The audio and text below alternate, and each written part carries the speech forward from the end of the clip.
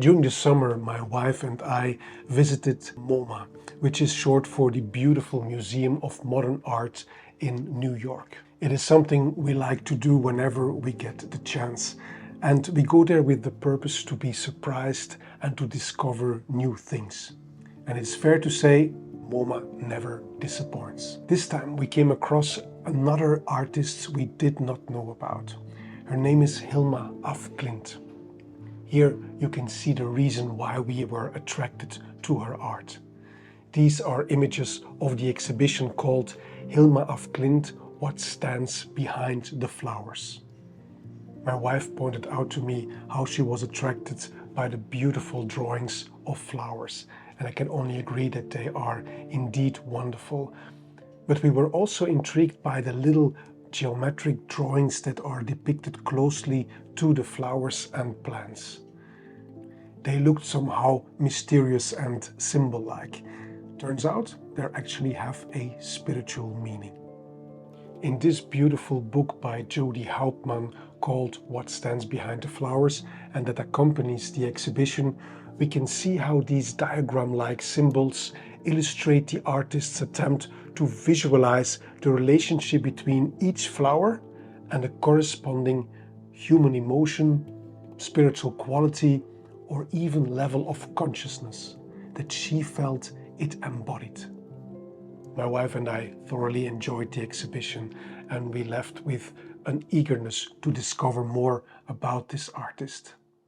And of course, one way to satisfy curiosity is looking for the right books on the topic. As always, I love to share with you what I learned through these books about this groundbreaking artist. But first, thank you for tuning in, and welcome back to Bold Books and Bones.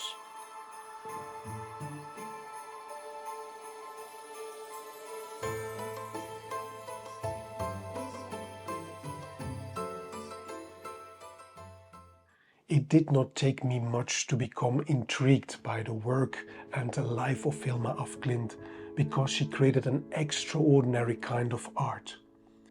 She was born in Sweden in 1862, and one of the remarkable decisions she took before she died was that she instructed her nephew Erik af Klint, who was a vice admiral at the Swedish Navy, to lock away her art just like in a time capsule, until at least 20 years after her death, because she believed that only then humanity would be ready to understand and appreciate what she had created.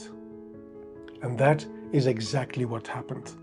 Hilma af Klint closed her eyes forever on October the 21st in 1944. Her work was then organized and catalogued and put into crates that were stored in the attic of the apartment building in Stockholm, where her nephew Erik af Klint lived until his retirement in 1966. I think it is fair to say that part of her decision to send her art into the future was motivated by the fact that her work was never really broadly embraced by her contemporaries. And that trend unfortunately continued after 1966, when the so-called time capsule was opened and her art was again accessible to the public. Several initial attempts to revive the memory of her work were not really successful. For example, Hilton Kramer, who was an influential American art critic in the mid-1980s, wrote rather dismissively, and I quote, "Hilma af Klint's paintings are essentially colored diagrams. To accord them a place of honor alongside the work of Kandinsky, Mondrian, Malevich and Kupka is absurd." But then finally in 2018, the Guggenheim Museum in New York organized an exhibition called Hilma af Klint, Paintings for the Future, and it attracted more than 600,000 visitors, which was more than any exhibition since the founding of the museum. As of then, the interest of her work has been growing, and beautiful books about her art and life have been created.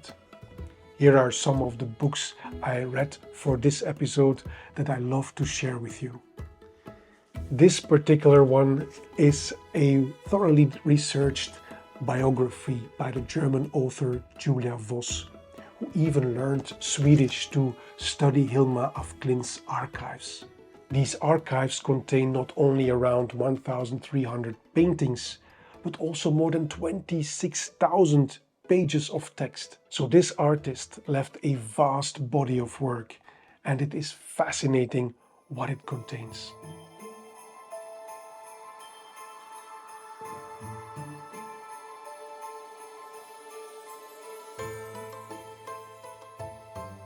Through this book, we learn that Hilma was born in a time where it was rather exceptional for women to study or pursue a career. However, she managed to belong to the second generation of women who were allowed to study at the Royal Academy of Art in Stockholm. And she graduated with excellent grades in 1887. We also learn that she was highly educated and a person with a broad interest in science, but also in the spiritual movement of her times. We can see from many of her earlier works that she clearly had the skill to create accurate depictions of nature. However, the majority of her work was of an abstract or non-representational nature. For instance, these extraordinary paintings belong to the series The 10 Largest. They represent her bold attempt to capture nothing less than the entire passage of life, from childhood to old age, on a monumental scale. We must imagine that each canvas towered nearly 3.2 meters high and stretches over 2 meters wide.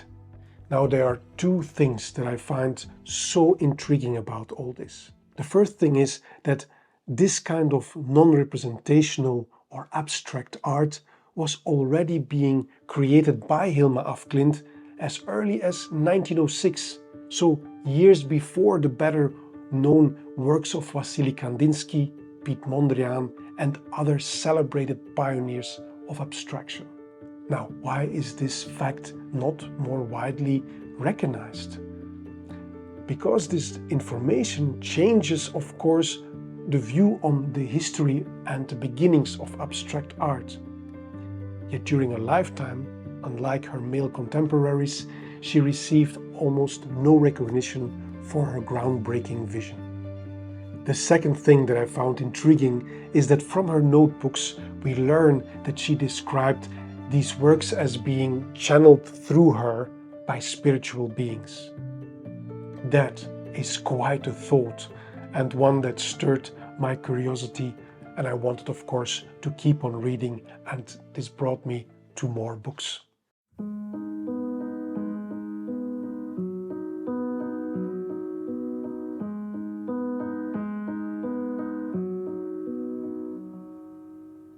Now, while I was exploring her life and work, there is something else I learned that we must take into account. The thing is that the turn of the 20th century was a time of profound transformation, because it was a time that across the Western world spiritual movements spread rapidly, and they were reshaping how we people understood faith, the soul, God and the unseen. And these spiritual currents didn't just complement religion, instead they revolutionized the very foundation of spiritual thought in the Western world. We see, for instance, organizations emerging like the Theosophical Society and the Anthroposophical Society, and many others. And they all explored spiritual and religious ideas that extend far beyond the existing Christian and Jewish traditions.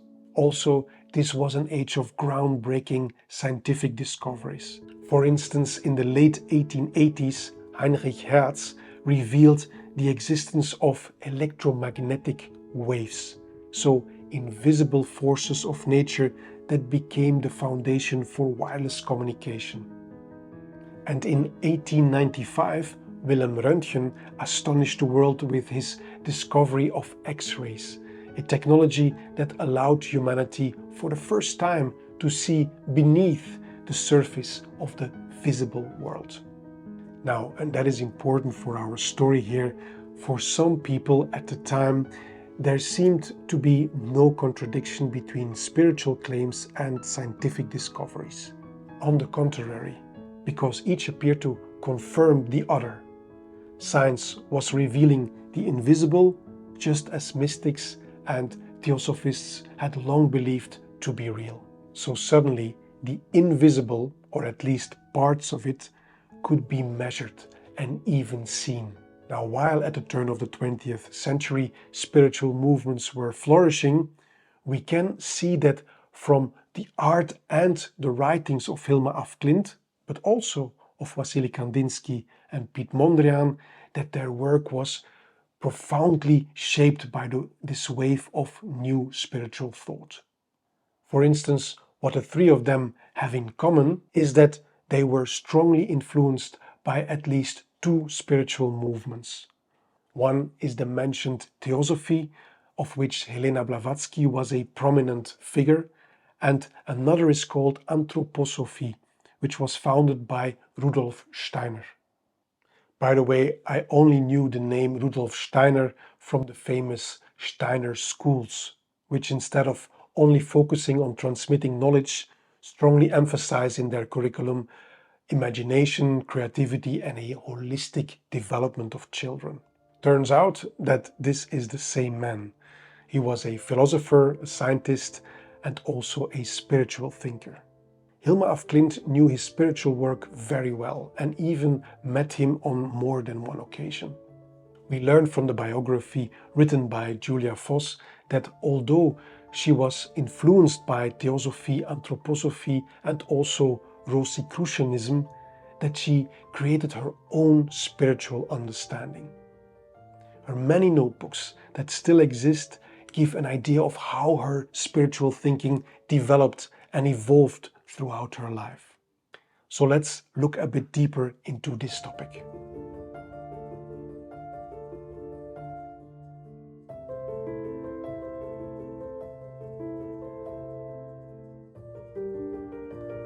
Hilma af Klint's archive clearly expresses that her life and work was dedicated to exploring what lies beyond the limits of the visible world. For quite a while she was a member of a group of women who called themselves the Five. And between 1896 and 1906, these women met regularly to communicate with the spiritual dimension. Each gathering opened with a solemn prayer, moving into meditation and a sermon drawn from Christian teachings. Then a passage from the New Testament was read and reflected upon, and finally the circle of women turned inwards once more, conducting a séance where they connected with spiritual beings. They kept notebooks in which they carefully recorded these events, and in this way they preserved detailed accounts of what took place. This beautiful crafted book by Christine Bergin with the name Hilma af Klint Notes and Methods reproduces several of Hilma's notebooks and offers us for the first time access to small parts of her extensive writing translated into English.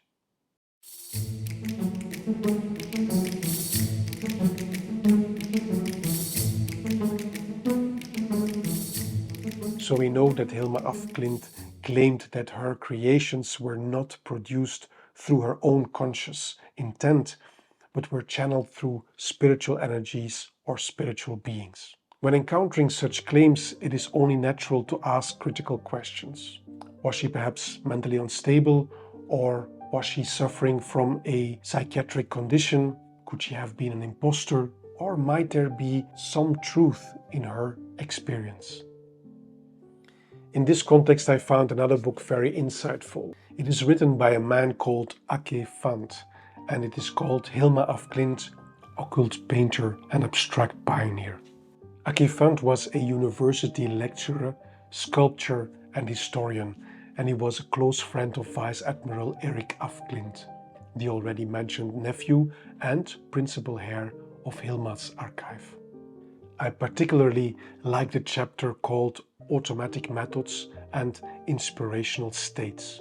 In it, he focuses on the unusual way of how Hilma af Klint received much of her inspiration and information that created her art.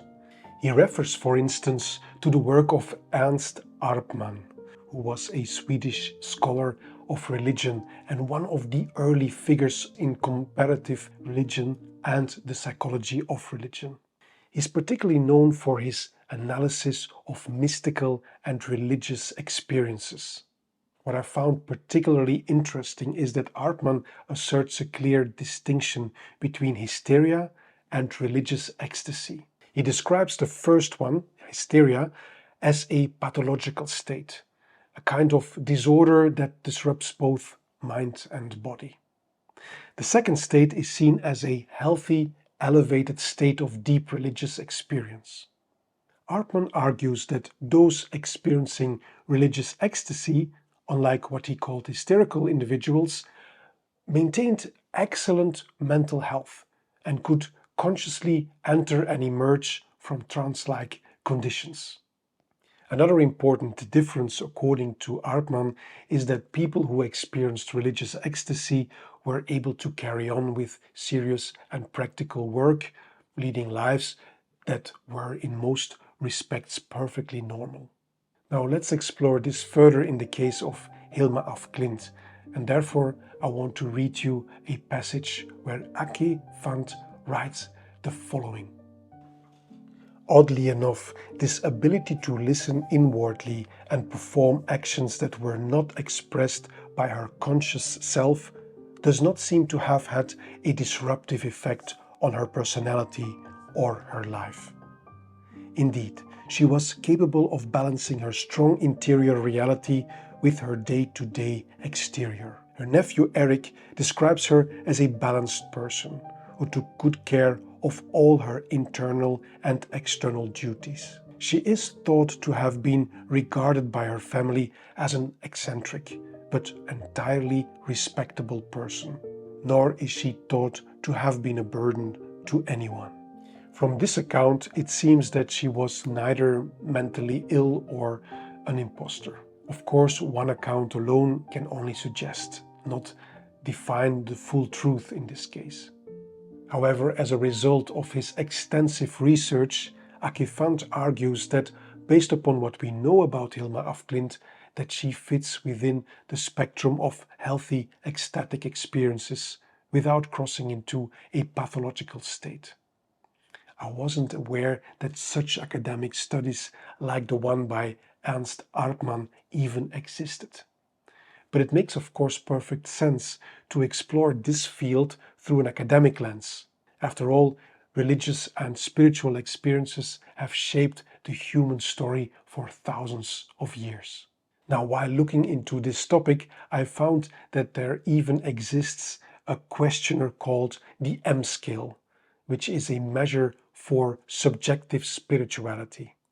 You can find more information about it on the website of the American Psychology Association.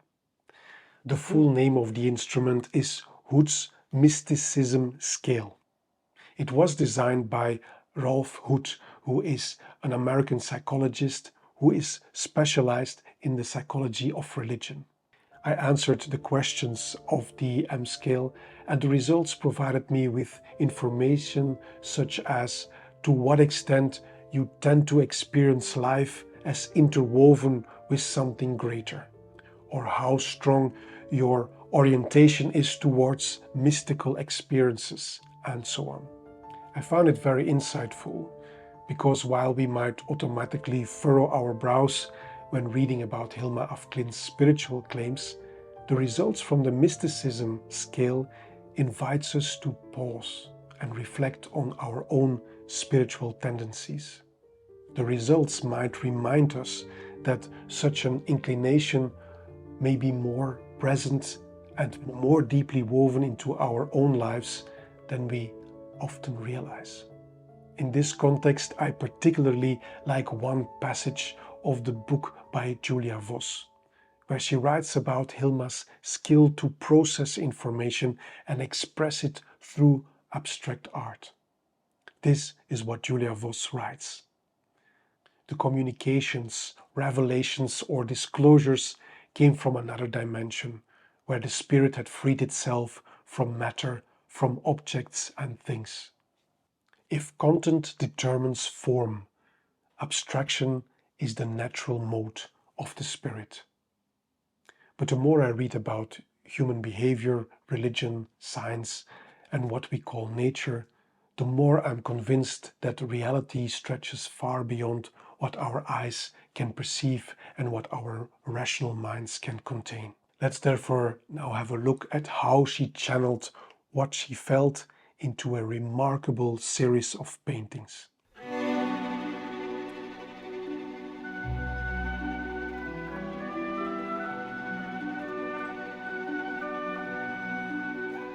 Of all the paintings by Hilma af Klint that I've encountered so far, the Swans series continues to somehow stay with me. She started the series in September 1914 when World War I was gathering momentum, and although the Swedish Prime Minister declared neutrality, the public opinion in Sweden was deeply divided. Some supported the Germans and others supported France and Britain. While this horrible war was further developing, Hilma af Klint painted these two swans.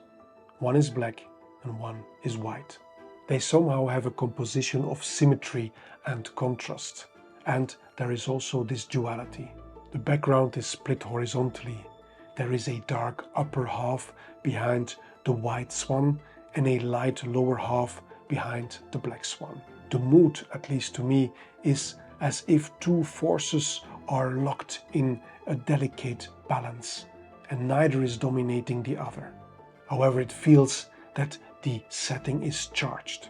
And then it is as if the series of paintings that follow express something that is in motion. We can see how the balance is disturbed. As World War I continues to unfold, we see struggle, blood, and what appears to be rejection. And then there is this transformation of the swans into different forms. She created 24 different paintings that express this dramatic evolution.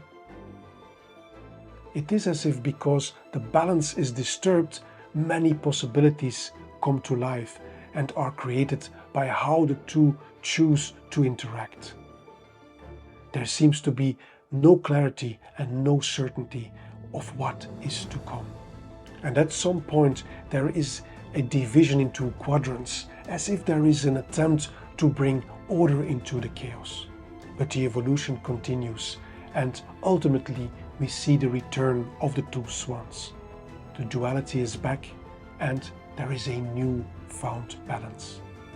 Hilma af Klint created this series in 1914 and 1915, and they were also part of the larger project called Paintings for the Temple.